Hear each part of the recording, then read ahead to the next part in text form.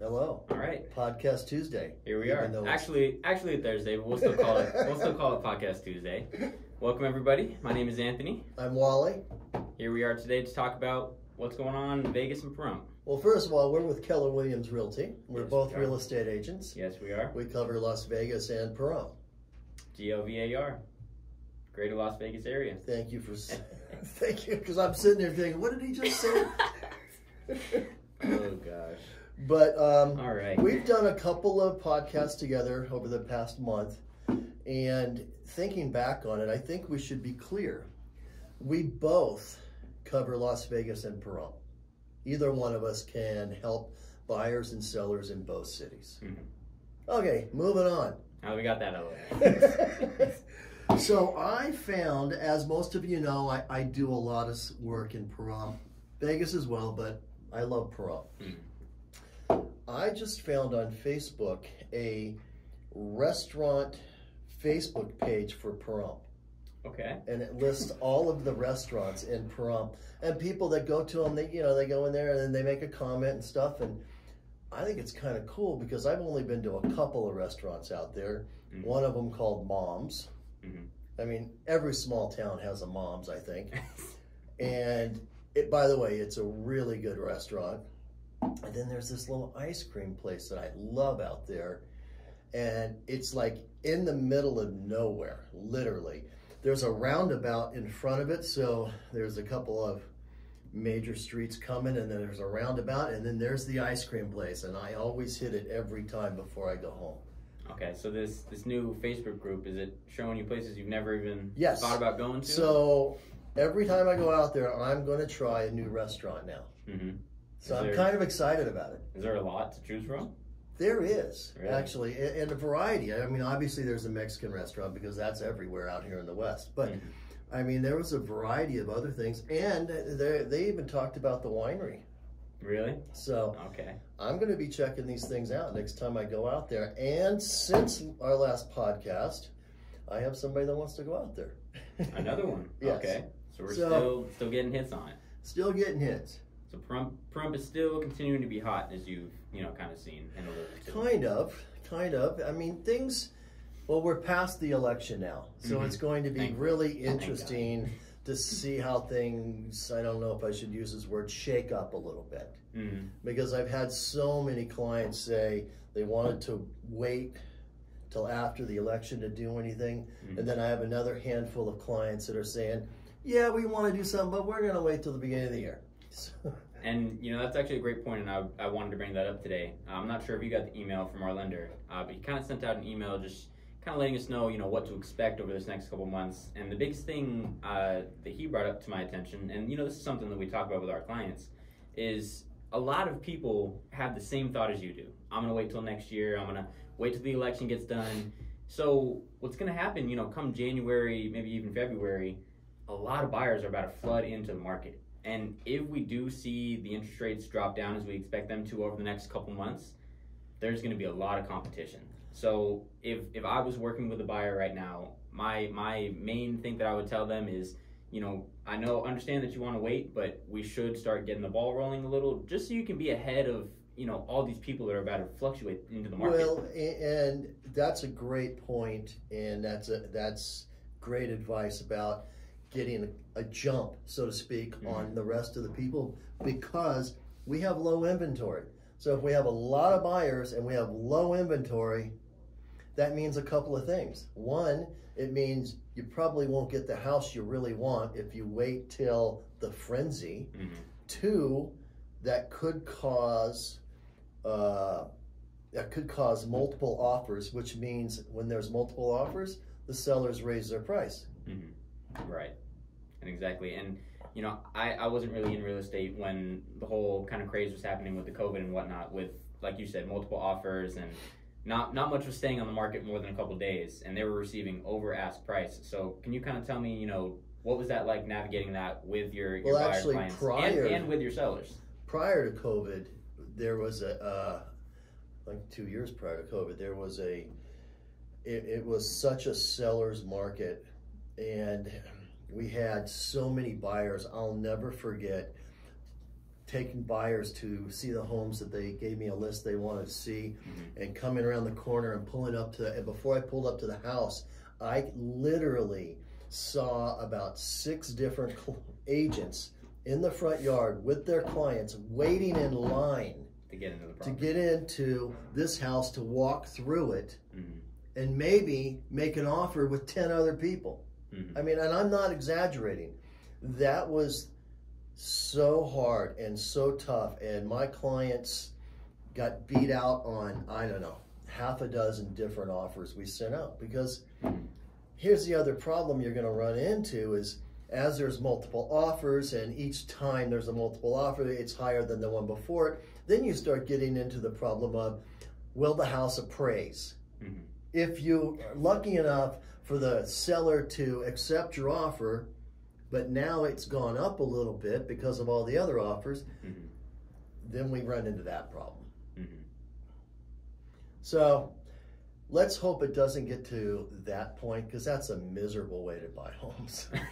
Do you kind of expect, maybe not as drastic as that, I don't expect a little kind of a frenzy like that? No, I'm not expecting that yet. And I shouldn't say yet, because that sounds like it will come down the road. I don't think it'll get to that point, but low inventory and buyers coming off the sidelines still can make it a little tough. So your point is on point. That's kind of it. And just the biggest thing, kind of that I work with a lot of first-time home buyers. So I think for them, I feel like they're the ones that will get most affected by this. They are the ones. As opposed to maybe somebody moving from California, if they have the cash flow, they don't mind paying a little bit extra. Yes. But with a FHA loan, we're already strapped sometimes. So having to then compete for multiple offers, and it can be really discouraging for somebody if you're spending months on end just getting outbid, and it can look a little bleak. So I do hope that I hope our inventory goes up and we can just have smooth sailing. That would be the perfect goal. The best thing is to keep listening to us. That's number one best thing you can do. And we will help you prepare ahead of time, so that when we start doing this, we can start just taking off from the beginning. So I'm ready for it, and I'm excited for it, and I'm not nervous about it at all. I'm ready to do it. I love it. Take it straight head on. And I did have I was talking to somebody recently, and they did have kind of a question about the interest rate. I know sometimes we've talked about it, why are we not seeing the 50 basis points actually cut down just yet? And I do think that is, that's because of the election. And if you look historically, usually there's not much change. It's within a couple percent, couple 0.0%, 0.45 increase. What I would mostly expect, those 50 basis points, we are going to see that effect eventually. I think it is going to take. Well, they're actually talking about a quarter point drop today or tomorrow. Even on top of it. Yeah. Okay. That would change everything then. Well, and then the lender who sends me information daily says that quarter point. Well, even that the half a point, it doesn't go directly to mortgage rates. Okay, so it has to work itself down to where we're at. So even if the 0.5%, that's really not going to change the interest rate 0.5%, but it will adjust it. Any adjustment is great.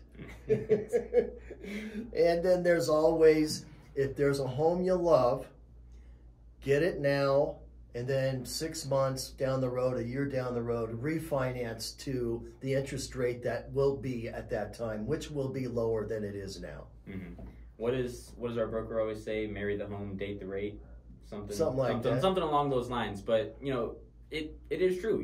A lot of people stay sidelined just because they hate the interest rate or whatever that may look like. But if you're renting, I always love to say you're paying 100% interest down to your home, and rental own. Rates are so high, and those are going to keep going up. It's a misery with rentals. Exactly. So if you have the opportunity, and like we keep saying, try to avoid this frenzy that's going to be coming in January, February, even December, maybe a little bit. But try to get ahead of it if you can. That's the biggest thing that I would recommend. If there's something out there that you have interest in, let's talk now and see how we can prepare for it and get you into it the most efficient and easiest way possible. Mm-hmm. And for anybody, for every video, if you always go down, look at the description and in the comments, both me and Wally's info is there. So if you have any questions or anything like that, you know, we'd love to help you guys out. So since the last video, which was only a week ago, we went from summer to winter. Vegas, you know, for those who don't live in Vegas, and if you don't know, the weather is extremely bipolar. Which, you know, I still love Vegas, and I don't mind the weather too much, but it is so drastic. We had like what, maybe a week and a half of fall. Well, I always joke that Jeez. Fall and spring are a week long, and then you have summer, and then you have winter. And for us, like, it went up to what, 120 this summer, and now it's down to 60. 65, and it's freezing for us. And it gets cold in the morning. That's cold for us, 65 degrees. Like 35 degrees in the morning, that's colder than I ever want to feel. You know, we stay in the desert for a reason, and we stay in these, you know, hot climates. I'm born and raised here, so I'm not much of a, I don't do too well with the cold. I don't know about you. You grew up in California. How are you with that? No, I grew up here. I'm a local. Okay. I lived in California for a while for work purposes, but I'm from here, and when it's shifting now to 65, I'm wearing a jacket inside. So what's that tell you? Too, for sure. You won't catch me with too many short sleeves anymore. And he doesn't have his shorts on. Nope. Wally, oh, he's got his jeans on too. That's good. It's good to see. So anyways. Anything else you want to bring up? I had something and I completely forgot, so let's go. I'm hungry. One last thing I did want to say, and I think we did touch on it a little bit more. I do think it's a little bit crazy. We are building so many homes to rent. Have you seen those neighborhoods popping up recently? Actually, I forget the name of the company. It's funny that you say that. I have seen 3 different neighborhoods built solely for renting. And over where my daughter lives, there's this vacant lot. It's a pretty big lot. And there's a sign there saying that someone is going to build tiny homes for rental. Really? And so I think that could be kind of cool, actually. But I don't know. I just you know how we are against rentals. But you know, what do you think is the reason that these kind of neighborhoods are popping up now? Because it is getting more prevalent. I think it's because people are struggling to be able to afford to buy. It's that simple. I'm hoping, with a whole different presidency and a whole, you know, everything changing right now, that problem somehow gets better. Yeah. Because the rental rates, they're high too, but you know, when the interest rate was up over 8%, and house prices were still up, people couldn't buy. So that's what motivated this. Okay. Well, I hope to see less of those getting built. You know, I don't want to see people die renters. I know there's, you know, a lot of people that talk about that. Anytime that you're renting, always remember this from me and straight, you're paying 100% interest. So you can't tell me about 6% interest rate if you're paying 100% interest. Aside from the 100% interest, at the end of each year, as you start the next year, it's going up. The rental rate will go up a little bit. So that's our takeaway for today's episode. If you can buy, like I said, try to avoid the frenzy that potentially could be coming. Get into your home if you find one that you love. Again, just one more little thing about what he said. If you have something out there that you like, let's talk and see how we can make it work. It's better to talk now, and if you can't figure it out, that's fine. Maybe we have to wait 6 months or a year, or maybe there's something out there we can get you into. And exactly, and I mean, it never hurts just to kind of take a look at, first of all, you know, where you are in the process. Are you fully ready? Or just kind of to get the lay of the land, you know, figure out what I'm going to have to do in the future and what it's going to look like. So, you know, we're always available to talk about any sort of questions you guys may have. Even if it's not real estate. Yeah, we don't care. We just, you know, sometimes we get lonely. We need to talk to somebody. All right, we'll see you next week. See ya.